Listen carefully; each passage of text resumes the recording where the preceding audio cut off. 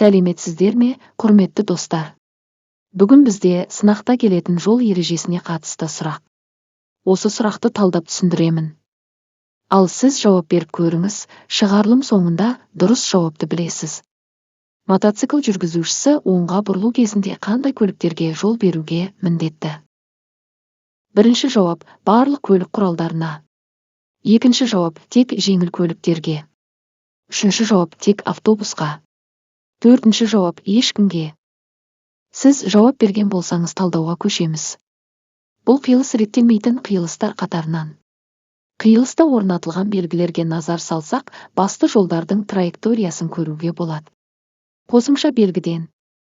Автобус пен ақ автокөлік басты жолда орналасқан. Оңға бұрылған кезде мотокөлік кімге кедергі жасауы мүмкін екеніне мән беріңіз. Ақ және көк көліктерге қиылыста кедергі келтірмейді. Ал автобусқа кедергі келтіреді. Автобус басты жолда болғандықтан оған жол беруі керек. Дұрыс жауап үшінші жауап нұсқасы. Егер сіз дұрыс жауап берген болсаңыз, құттықтаймыз. Келесі видеода басқа жағдайды талдаймыз.